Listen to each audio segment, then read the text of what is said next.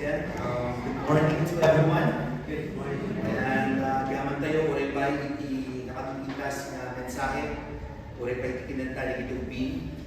And gives always joy in our hearts to see children in our churches. And many have said that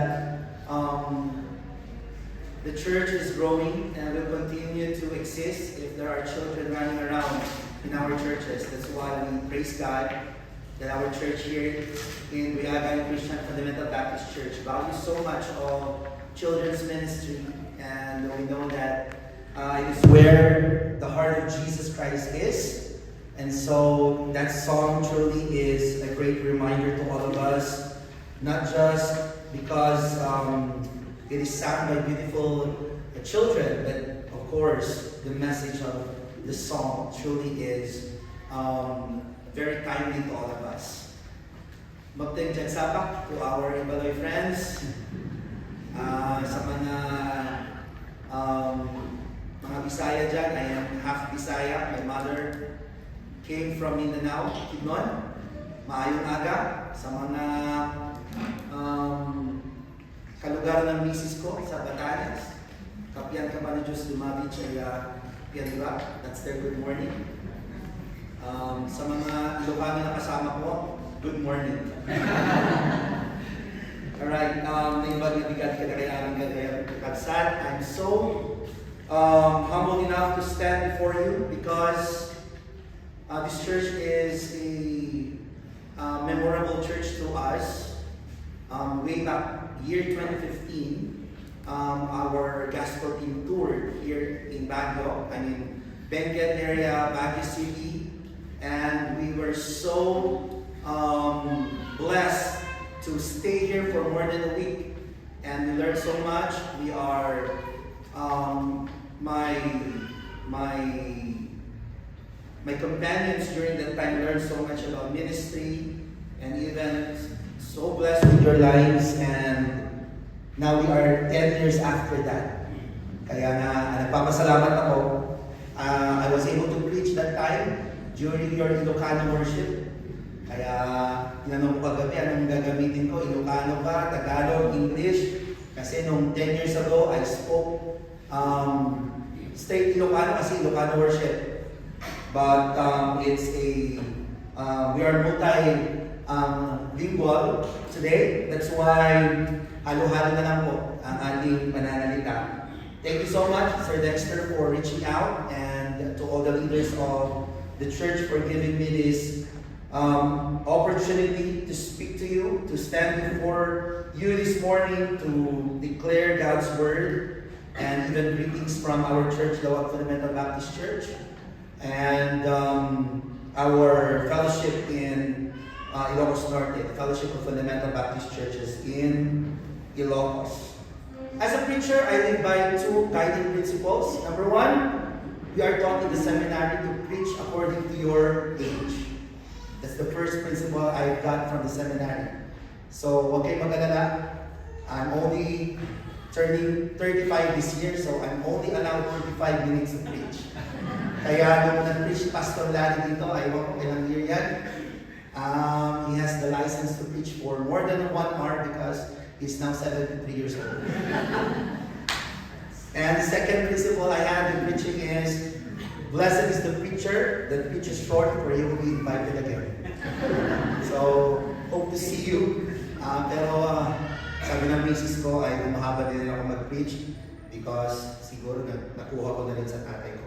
You may know my father because of he also pastored in Lawagan before, and also keeps on coming back here and being invited. So I'm the younger Pastor Domingo, but bigger in size. And even siguro you will see a distinct personality between us. But nevertheless, he's still pastoring our church. We are 2 pastors in our church.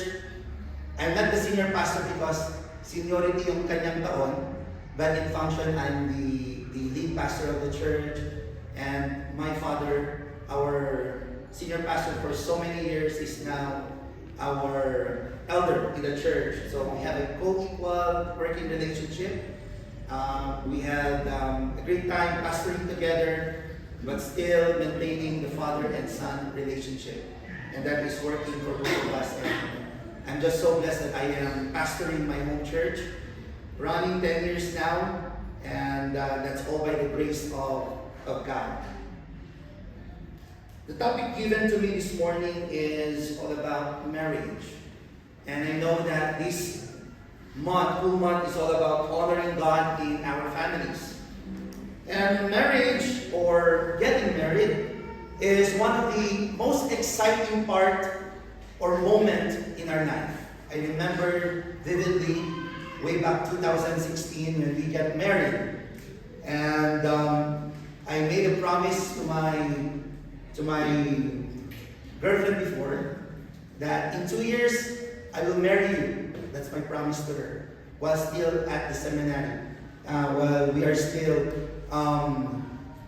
having our studies. And by God's grace, in 2 years' time, God has answered our prayers to get married after 2 years. And God has blessed our marriage. We are not a perfect couple. There's so many ups and downs. But by the grace of the Lord and because of His perfectness in our lives, be able to enjoy together and even endure together, working out together, and now helping each other to raise, sabi nga ni Sir Dexter, active boys. These are 2 active boys. Kaya, I'm just so blessed that God has blessed us with 2 boys, because in our family, we are 5 siblings. I'm the only boy. Ako yung bunso. And my father made a commitment to the Lord. After the 4th daughter, he prayed to God, Lord, give me a son. And when you give me a son, I will give it back to you. So I just thank the Lord that His calling to me is to become a pastor. Though growing up, ayoko talagang magpastor. Yan yung ayaw ko noon. Ayaw ko magpastor. And that's why in 2010, I graduated management accounting. And my goal in life was to become a millionaire. Alright, to become a millionaire. Yun pala, nagbibilang lang ako ng kayamanan ng tao when I was at the bank in my on-the-job training. Nagbibilang ako millions of millions. At sinasabi ko, sana pera ko ito. But then God has a better plan for me.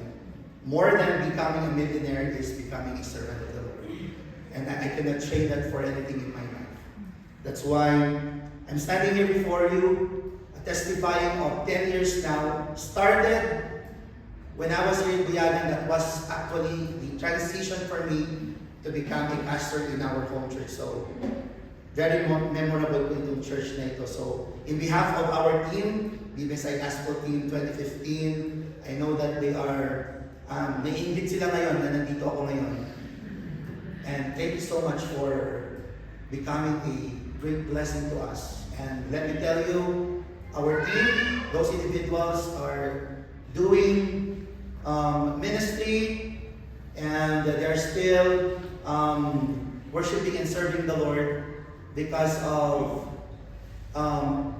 seeing the ministry throughout the Philippines, and you have a big part in our life. So that's coming from us in our gospel team.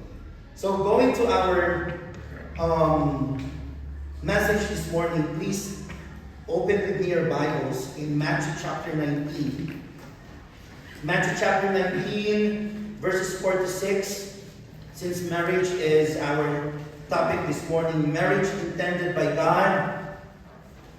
It says in Matthew chapter 19, verses 4 to 6, the Bible says, And he answered and said unto them, Have you not read that he which made them at the beginning made them male and female, and said, For this cause shall a man leave father and mother, and shall cleave to his wife, and the twain shall be one flesh. Wherefore they are no more twain, but one flesh. What therefore God hath joined together, let no man put asunder. Shall we pause in a minute of prayer? Father, we are here this morning with one heart, with one voice, with one motive, and that is to lift you up, for you, Lord, to be exalted in our midst. Father, we are so thankful for being faithful in our lives, in our families, in our marriage, in our churches, Lord. Father, we thank you that you are our God who does not change, the same God that our forefathers have worshipped, the same God that our forefathers have served, made miracles after miracles, Lord. You are still the same God today that we serve. That's why, Father, we are so hopeful, Lord, even in this life, whatever is happening around us, Lord, in us, you are still the very same great God, Lord, that can do whatever you will in our lives. Father, that's why we are here. So look back on your faithfulness and hope, Lord, for your answers to our prayers and that your will be done in our lives. So, Father, Lord, as we dive into your word today, help us, Lord, to center our minds and our hearts to you. Tune in our hearts, Lord, to your heart, so that we'll be able to learn, not just to learn, Lord, but to submit to your teachings, and even, Father, to enable us to practice and to live by, Lord, just living according to your word, oh God. That's why, Lord, we thank you for the month of January. We have celebrated National Bible Month celebration. Truly, Lord, that your word is higher than any principle that we can ever learn from this life, oh God. We honor your word, oh God, and we honor it, Lord, by obeying it. For this is our prayer in Jesus' name. Amen. Let me show to you three principles or three important things that makes marriage intended by God. We all know, beloved brethren, the Lord, nga iti panagasawa tatta kaya ikastalaeng nabalbaliwan yan, gapu iti panagbalbalon at iti lubong. Nga uri pa iti maymaysa tayo as husband and wives is being affected or influenced by this world. But despite of the changing world and the changing views about marriage, or even how we look on marriages today, I still believe that the Word of God is still non-negotiable to us Christians. And whatever government or whatever people will look at marriage or even try to imply to us, I believe with all of my heart that still we stand what God's Word is telling us about marriage. As I said a while ago, marriage is so exciting, and yet it's one of the most, should I say, complicated issue that we are in right now. And that is why even young people today even don't consider getting into marriages anymore, because of maybe of experiences from their parents, or even looking at couples who were once happily married and yet suffering today. And so marriage is somewhat being influenced by this world. But beloved brethren in the Lord, this morning, we are followers of the Lord Jesus Christ. We really give importance to the Word of God. That's why our topic today is marriage intended by God, not intended by anyone else but our God Himself. So three important things that makes marriage intended by God according to what we have read a while ago. First, I would like to give you principle about marriage. And he answered and said unto them, have ye not read that he which made them at the beginning made them male and female? There is a question here when you're going to read the whole chapter about divorce or legal separation. We are going to that later on. But he answered and said unto them, that's why the best answer, listen, the best answer for any question in our life is not our opinions, not what we get from seminars, not we get from other people or even from social media that suggest to us, but the best answer to all of our questions is still what we can read from the Bible. Amen? If you believe on that, then you really need to dive in to God's Word. If you want to know the answers to all of our questions, God has already revealed whatever we need to know in this life and disregarded the things that we should not know. So, simple ang answer ni Jesus Christ. He answered and said to them, have you not read? Have you not read what the principle about marriage is? And here are principles today that answers certain issues in our society and even church about marriage. That He which made them at the beginning made them male and female. So here are three principles, beloved brethren in the Lord, that will answer certain issues about marriage. Number one, the principle about gender. Marriage is intended only by male and female. Amen? Do you believe that? Do you still believe that? Marriage is intended not only for marriage, but actually God created only male and female. It's an issue that keeps on affecting not only our society, but so sadly even influencing now even our children. Male and female. And as a pastor now for running 10 years, I'm so glad that despite of, ewan ko kung you treat me as a young pastor, but I would like to treat myself as still young. Pero sa mga hindi na daw, matanda na daw ako. Pero yung iba, pinukuha na rin akong ninong sa kasal. Right? But conversations with some parents in our church, one of their problems are the children are already in the LGBTQI plus mindset. And these children are inside our church. So that's how the world is influencing them. But we still go back to the Word of God. As parents, we need to be very strong, yet so loving to them. To guide them and to teach them that God created male and female. There's no in-betweens. My son Caleb, 6 years old, grade 1, he told us one day that his friends, mga lalaki ko, are kissing each other. And that's how the children are influenced right now, and we need to answer him and educate him. If not, if we're not going to teach him, then he might be influenced with those acts. And I wonder how teachers are addressing that issue. I don't know their motives of kissing each other. But our son questions us, is that okay? Because they are also trying to kiss him. And we need to answer him and we need to educate him. God created male and female. Me, as your father, there's nothing wrong to kiss you. I'm your father. But we need to educate him about that. So as with marriage, right? Male and female. And we know what is happening right now. Soon, Soju Bill will pass.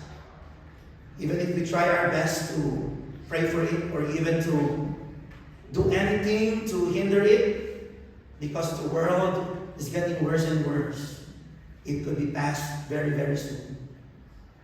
And we all know what it means. It would be legally to marry male and male, female and female, or whatever the meanings of LGBTQI+, and so on and so forth. So the principle of marriage is between male and female. That's marriage intended by God. Number 2, Not only gender, but let me extend a little bit. It's not in our text, but it's an issue that keeps on questioning us pastors.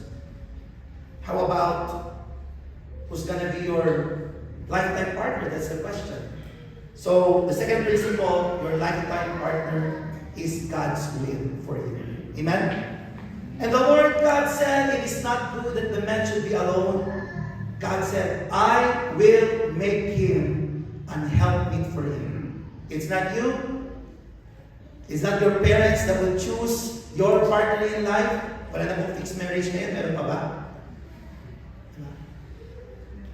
It's not who you want in life. Very clear ang sabi ng Panginoon, I will make him an helpmeet for him. What's that? God's perfect will for you. God's perfect will for you. So to those young people today who are praying for a lifetime partner, alam ko meron kayong mga criteria, meron kayong mga hinahanap, ano ba gusto nyo? Matangkad, chinito, o chubby na katulad ko, bahala kayo. Yan ba gusto nyo? Kailangan may trabaho. We have all that. But then again, it's not your will, it's not what you want, it's not even what your parents want for you. It's not even what your pastor wants for you. Baka meron nilalato si pastor sa inyo, hindi naman pala God's will sa inyo. The principle always is, it should be God's will. So pray for it. Because God, listen, to those who are going to be married, God has prepared a perfect, not a perfect, hindi siya perfect being, but the best partner in life for you. Third, hindi lang naman God's will, but we need to consider as well the principle of dapat godly yung partner natin. Okay, so I know these are issues about getting married. First here is, a godly partner in life is, number one, a Christian. Be ye not unequally yoked together with unbelievers. Okay? Bible po nagsabi niyan, hindi po ako, hindi po yung mga pastor ninyo. Kaya kahit magalit kayo sa amin, pastor, ang KJ mo naman. Pastor, sobrang strict ka naman, traditional ka masyado. Sige, sabihin niyo na lahat sa amin yan. But we are just telling you what the Bible speaks for us. If you want a godly partner in life, again, if you want, gusto niyo ba ng godly partner in life? Then he should be first a Christian. Pero hindi lang naman basta-basta Christian. Kailangan, he should also be a Christ-like Christian. So, I don't know what characters you are looking for, but since we're talking about marriage, we emphasize about love, and we can find it in 1 Corinthians chapter 13. You need to find those qualities in that person. Ngayon pa lang na nakikilala mo pa lang siya, pero mahirap kasi pag nagpapakilala, lahat maganda yung pinapakita. Kung mahal mo na siya, kahit paano yung pinapakita niya, maganda pa rin sa'yo. So don't let that kind of love blind you from looking at what's the most important thing to that person, and that should be a Christ-like character. And love, charity here, is described or defined in so many ways. It's not selfish. Ngayon pa lang siguro, titignan mo, mag-boyfriend-girlfriend, pag hindi ka na pinapayagan, it's already a red flag. That's not love. So it's a Christ-like character that determines that that person is truly a godly partner in life. Why? Why do we need to pray and wait for that godly partner in life? You know why? Because when you are going to make choices in our life, either you're going to reap blessing or what? Consequences. If you want that your spiritual growth will continue and will be nourished, and you will be able to experience marriage, what God has promised you in your life, you should wait and pray for a godly man or women in your life. Kasi, alam nyo, yung kagwapuhan, nawawala yan. 10 years ago, I was only around 80 kilos. 10 years ago po yan. Yung mga nakasabay ko sa BTSI, alam niyo yan. Kaya nga nakita ko ni Ma'am Alona kagabi, anong nangyari? Your physique could change. Yung pagbubuhan, nawawala yan. Pero syempre dahil mahal mo, mahal mo ng misis, guwapo pa rin ako. Kahit anong mangyari. Kung yan ang tinitignan natin, only physical, it will instantly change from day to day. Pero alam nyo, yung godly character, yan ang hindi magbabago. Kaya yung kahit hindi siya gwapo o hindi masyadong maganda, sa paningin natin, gumagwapo yan dahil godly yan. Amen? Gusto niyo ba ng gwapo pero hindi naman godly? Hindi yan gwapo. Parang maangas lang yun. Ganun din sa mga babae. Gusto ba natin yung mga napapanood natin sa pelikula? Yun ba yung gusto natin hinahanap? Pero magsalita naman, pwedeng masama yung sinasabi. Nakakabawas yun ng kagandahan. Kaya ang pinakagwapo makinig yun. Pinakagwapo at pinakamaganda, godly. Amen? Kaya, huwag na kayo kumanap ng malayo. Madaming godly dito. So it's not, hindi po ibig sabihin, Christian, pastor, Christian naman siya, okay na siya. Hindi po ganoon. Kailangan godly din siya. So those are principles that I have given you to help us, and even to us married couples will continue to stand for what are the principles of marriage intended by God. Di po mababago yan, ha?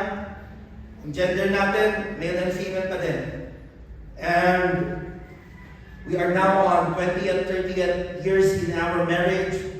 God has given us our lifetime partner. Whatever happens, we'll continue to love each other.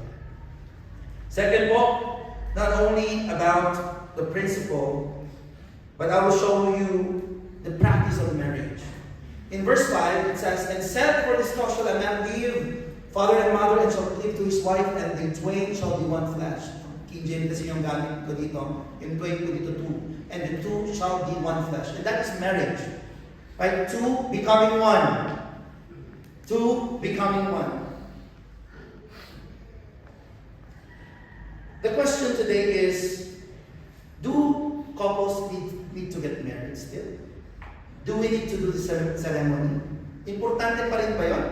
O pastor, love ko naman siya, mahal naman niya ako, okay na to.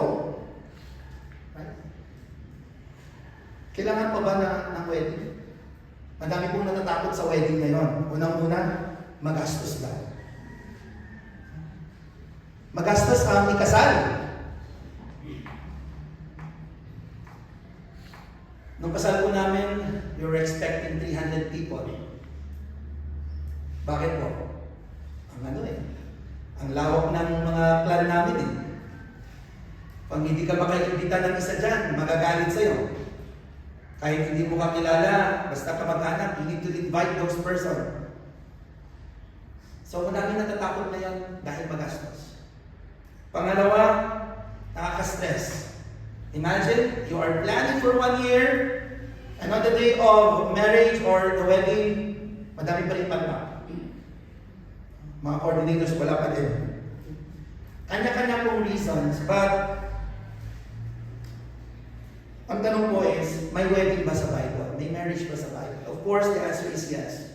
In Genesis chapter 2, we can see the first wedding, Adam and Eve. Nabanggit po kanina sa Sunday school po namin, wedding in Cana. Meron po yan, John chapter 2. And of course, the best wedding that will happen, and that's what we are waiting for, is the marriage supper of the Lamb. In Revelation chapter 9. So the question is, kailangan pa ba ng wedding? Kailangan pa ba ng ceremony? Ang answer po, opo. Because we can find that in the Bible. Kanya lang po, may kanya-kanya po tayong mga ceremonies. Differs in culture, differs in program, yung mga symbolism magkakaiba din po. I once attended a wedding in Calamba, Laguna kasi doon po ako weekend work from BBSI. I go to Calamba every weekend. 3 to 4 hours ride yan. That's my weekend work. Kasi nag-pray ako sa Holy Lord, yung matcha-challenge ako na ministry, yung challenge na yun. 4 na sakay, naglalakad ka sa EDSA, makikipatintero ka doon para lang makasakay. Pagkasakay mo doon, wala nang upuan, 3 hours ka lang nakatayo sa bus, pagdating mo sa Calamba, Laguna, ganon ang challenge. And there was a wedding, nabigla ako kasi yung mga symbolism natin, alam natin may candle, may ganon. Doon may mangga pa. Ano itong mangga na to? Kakaiba to Yun pala, ang paliwanag dun sa mangga na to, yung mangga, minsan, matamis. Parang sa kasal, parang sa mga couples, minsan, masaya tayo, matamis ang pagsasama. Pero minsan din ang mangga, maasim. Ganyan ang paliwanag ng pastor, sabi ko, kakaiba to may nalaman na naman ako. So, ibig sabihin po, yung ceremony, it may differ. But then, getting married, the practice of getting married should be observed. Amen? 1, here are facts that I have came to discover here in our society. Meron pong increasing numbers of Filipinos embracing cohabitation. What is cohabitation? Living in. And now, it makes up nearly 15% of our population. Live-in po yan, cohabitation. Yan na po yung mga terms na yan. Dati live-in na, ngayon cohabitation na. Gumaganda na gumaganda. Di ba? Parang sa trabaho lang. When I was in the college, management accounting po, sabi nung teacher namin sa management, you need to empower your people sa management. Paano daw? You need to lift their position. Katulad ng dati janitor. Ano ngayon? Ang tawag ko, janitor ngayon ay sanitary engineer. Diba? Ang saya, no? Sanitary engineer. Naghahanap na po kayo ng utility worker dito. Baguhin natin, sanitary engineer. Baka madaming mag-a-apply dyan. Alright? Oh. Dati secretary lang. Ngayon, executive assistant. Wow. Diba? Ganda. Ganda pakinggan. Kaya ganyan din po, pinapaganda din na yung term, live-in. It's a taboo naman yan. Pero ngayon, it's a norm. Accepted na yan. At ngayon, pinaganda, cohabitation. Wow, ang ganda. Cohabitation. Mag-cohabitate na lang tayo.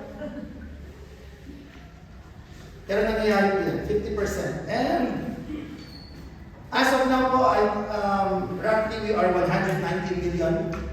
So there are 17 plus million people who are in this practice, not marriage, but what? Cohabitation. Live-in. Bakit? Unang-una, hindi magastos. Wala na wedding eh. Pangalawa, kung ayaw mo na, ayaw mo na. Walang maapektuhan. Ganon, ang cohabitation. Kaya mas madaming gusto ng cohabitation. Sabi nila, ganon din naman eh. Di ba? Pati naman yung mga kinakasal, naghihiwalay din. Eh bakit pa tayo gagastos ng malaki? Kung pwede namang, wala na, pwede wala nang ipapaalam. Mag-cohabitate na lang tayo. Sabihan mo na lang ako kung ayaw mo na ako para maghanap na rin ako ng ibang kapohabitate ko. Ganyan ang mga principles ko nila. And this is very shocking, beloved brethren, Lord. I'm just praying that wala po sanang Christian dito sa 17,865. Pero, meron po. Meron po yan. Bakit po? Every Sunday afternoon, we are closely working with 12 to 15 mothers in our outreach. At itong mga mothers po na ito, they are not married with their partners. And many of them are already saved. And we are going to baptize some of them. But I have been preaching to them that if you want to God bless your family, you need to get married. Given na po, kasi when we started with them, they have already been cohabitating with their partners. And they are already convinced, Pastor, excited na kami for yung kasal namin. Ako na lang po hinihintay kasi wala pa akong license to marry. Ako daw gusto nilang magkasal sa kanila eh. So sabi ko, sige, pag-pray natin so that the Lord will bless you now. Wala kayong problema. Lahat ng ninong-ninang, invite natin ng church. Sabay-sabay na kayo na ikasal. And that is now educating even people getting to know Christ. Siyempre, hindi po nila alam yun, but we need to teach them that cohabitation is never approved by our God. So as follower of Christ, we must practice marriage and not go for live-in or cohabitation. So the practice of marriage is not traditional. It's not a culture na nawawala na po. Still what the Bible is teaching us. We need to practice marriage. Parang naka 30 minutes na po. Wala po makita na dito. Okay. Last na po ito. Third one is the promise of marriage. In verse 6, Jesus said, "Wherefore there are no more twain, but one flesh. What therefore God hath joined together, let no man put asunder." Kanina po, nasabi ko, the context of this chapter is, they are actually tempting the Lord Jesus Christ about His answer about divorce or legal separation. Kasi nga, meron silang contention that Moses allowed divorce. But here's the promise of marriage. Number one, God designed marriage to be lifelong. Okay?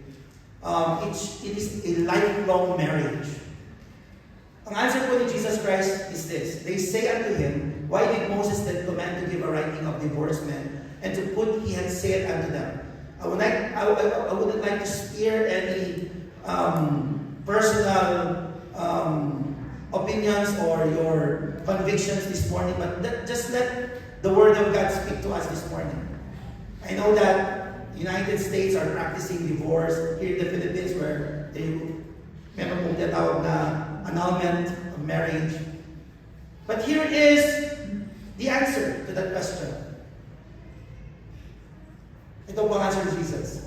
He said unto them, "Moses, because of the hardness of your hearts, suffered you to put away your wives." Not because God approved it or approves legal separation, but because of the hardness of their heart. And historically speaking, actually yung mga tao na ito, they divorced their wife hindi lang po dahil sa fornication. Yun po siya sabi niya doon. Or sexual act. Actually, pag ayaw na nila, they will divorce their wives. Ganun din po ang nangyayari ngayon. Kung ayaw na nila, divorce. Kung may gusto iba, mag-divorce na sila. Pero ito po yung answer. Look at the last part. But from the beginning, it was not so. What does it mean? God intended marriage to be lifelong. Right? That's the answer. From the beginning, when God made the first marriage between Adam and Eve, He intended that it should be lifelong. So what happened here? It was allowed because of the hardness of their heart. Same with other issues in our life, right? God created male and female. Pero bakit may mga LGBTQI? Because of the hardness of their heart, because of their sins, because of their principles. Pero hindi naman ginawa ng Panginoon na kung gusto nilang maging LGBTQI, they will be removed from this life. So He just allows it because of the hardness of our hearts. So the promise of marriage, listen, to all of us, it is lifelong. It is lifelong. Second, legally separated. Listen closely po. Legally separated are still married in the sight of God. Amen? Kaya kahit anong gawin natin, kahit pa gusto nyo mag-separate, punta kayo sa Amerika para mag-divorce, or dito, mas matagal nga lang ang annulment, hindi pa rin kayo separated sa mata ng Diyos. Amen? Right? Hindi po yun. That's the answer to that. Look at verse 9. And I say unto you, whosoever shall put away his wife, except it be for fornication. Yan po yung nandoon sa sinabi ni Moses that he allowed divorce. The reason is fornication. And shall marry another, committed adultery. Kaya kahit pa po, divorce couples or annulled couples, when they remarry, what's that? It's called adultery. And whoso married her, which is put away, that commit adultery, God designed marriage to be lifelong. Beloved within the Lord, ano man po ang gawin ng mundo at ano man po ang gawin natin, baluktutin man natin ang salita ng Panginoon, we may do things to change it, you can never change what God pre-designed. Amen? Kaya, ang bottom line po nito, the bottom line here, beloved brethren, is this.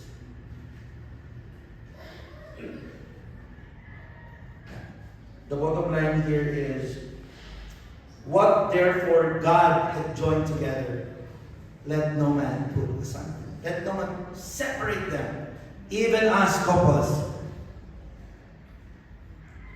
Ano man ang mangyari, whatever challenges may rise, we will still remain committed to that marriage.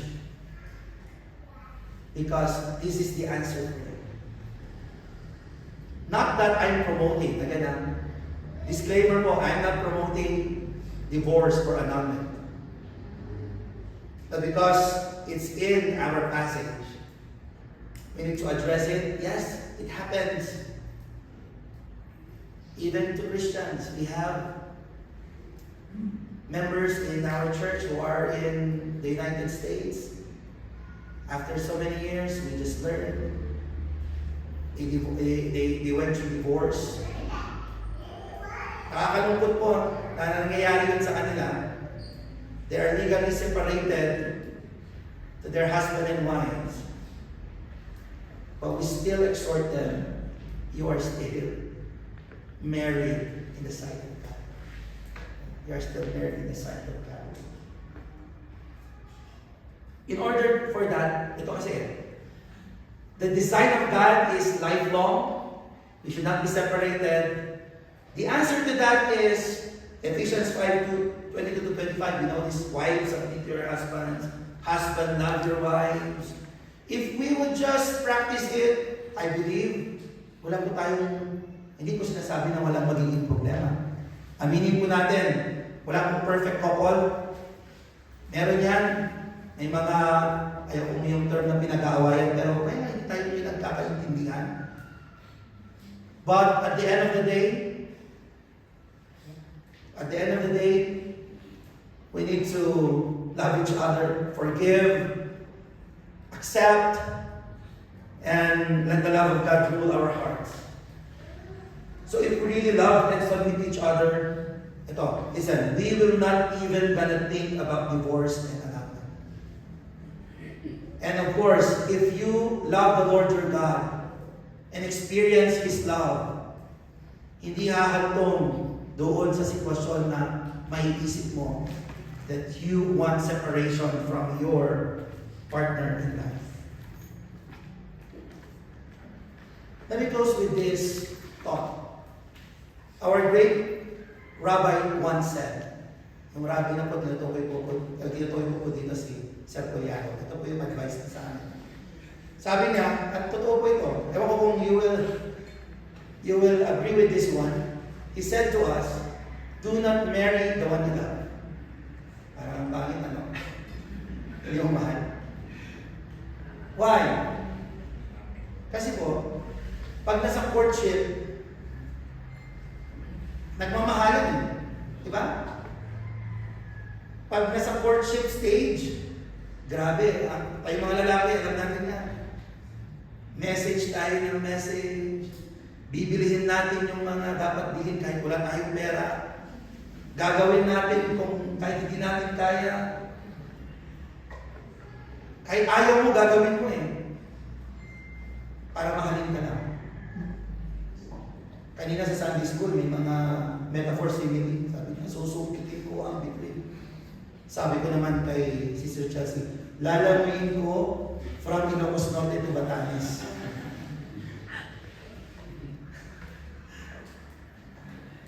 Oh, pwede kayanin natin yan. Hindi ko din bilang ko eh. Nag-airplane po kami para pumunta doon with my father to ask for her help. Na yung tatay ko ini-invite sa Batanes to speak. Ayaw niya pumunta kasi if you know Batanes, you know Batanes. Yung aeroplano na sinakyan namin, 8-seaters, ano lang kami doon. Wala nang, diba, yung mga nagka-airplane na, pagpapasok ka sa aeroplano, sasabihin, this is the exit, ang seatbelt kayo doon, wala nang, pag-close ng door, bira agad.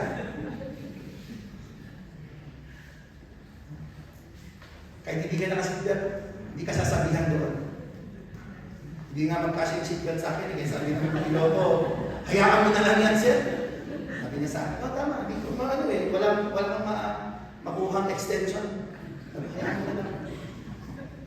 Dalawa kami ng father. Hindi nagawa ng father ko pumunta ng Batanes nung tinatawag siya noon to speak at their camp because of those stories na napakadelikado. But then I pleaded him, Dad, we need to go to show my love to my future wife. Talagang kinonvince ko siya. Matinding pagpo-convince yung ginawa ko sa akin. Out of love, I did that. At nung nasa aeroplano kami, nakikita ko yung ano niya eh. Malitong pinuntahan ko kasi may mga time na nawawalan kami ng hangin, pababa na yung aeroplano, mga ganun. But because of love, you can do that, right? Before marriage. At matawa yung mga wives dito. Ganun ba kami? Ganun ba ang mga lalaki? Magaling lang sa courtship? At kasal na, nag-iiba na ba kami? Maybe there's something wrong on how we view about marriage. That's why our great rabbi once said, do not marry the one you love, but love the one you marry. Meaning, if you marry that person, you're going to love her or him even more than you loved her before. Kung gaano ka ka-effort nung courtship, hindi mas lalo ngayon nakasal kayo. Amen? Men, we need to step up. Including me, nakakalimot tayo minsan. Doon sa pangako natin noon. Ewan ko anong mga pinangako nyo sa mga asawa ninyo. Para mapauwo natin sila. Sana hindi natin sila binuwala. Ganun din sa mga asawa natin, it's working together. You need to love the one you marry because that's the person God has given you. Amen? So honoring God in our marriage is very important. We can only make marriage to what God intended to be if we make God the center of our everything. Yes, that's right. You may do your best, your effort, but without God, marriage cannot simply be what? Be successful or what God intended to be. So don't forget that if marriage is according to the principles of the Bible, couples need to practice marriage. And please don't forget your promise. So as couples, we are going to celebrate 10 years of our married life next year. 10 years pa lang po kami. Last, di ba? Sabi nila, don't go for long engagements. Pero huwag naman kayo masyadong magmadali. Ay, may wisdom po dyan. Be wise in your decisions. To young married couples like us, parang tinote ko ulit yung sinasabi ng rabbi natin, parang ano ko lang. To young married couples like us, it's too early to give up. It's early to give up. Problems can be resolved. Old married couples, may mga nag-golden anniversary na po. May mga 50 years na po ba dito na kasal? 40? 45? 30? 30 up? Ay, baka nakalimutan na, bibilang sila. Di alam kung ilang taon na. But old married couples, listen. If young married couples like us, it's too early to give up. Old married couples, listen. It's too late to give up. Imagine, 40 years na kayo pasal, ngayon pa kayo maghihiwalay. Right? So it's too late to give up. So what I mean is, there's no time or season in our married life. Nakakalimutan na natin at iiwan natin yung binigay ng Panginoon sa atin. So our goal in marriage is to honor God by having marriage intended by God. I hope and pray that these 3 things I've shared to you has been a blessing to us. Actually, when it was given to me, I was asking myself, I'm still young in the married life, but it's in the Bible. We can learn from the Bible and we just need to practice it. So may God bless our couples in our church. And one thing that I have discovered, why does, trigger na po ito, sorry, dami mo naisip. Why does Roman Catholicism continues to grow? You know what? One of the reasons why? Because of couples for Christ. It's not tradition. But one of the reasons why couples are interested in RC is because of couples for Christ. Why? They are helping out couples to remain in that marriage. So what does it mean? Yes, we have so many ministries in the church. We have children's ministry, young people's ministry, layman, wumisu, we have that. Sineparate pa nga, no? Uwing layman, wumisu. How about couples? How do we give importance to relationship in our church? Maybe it's now high time for us, and it's good that we have this as a topic for today. To really give importance and even how we can minister to couples in our churches. And that could help us even to grow even more and to continue to honor God in everything that we do. Father, we honor your word. Thank you and bless us, Lord. Bless our couples and those who are praying for it, Lord, that they are going to be married the way you intended it to be, Lord. For this our prayer in Jesus' name. Amen.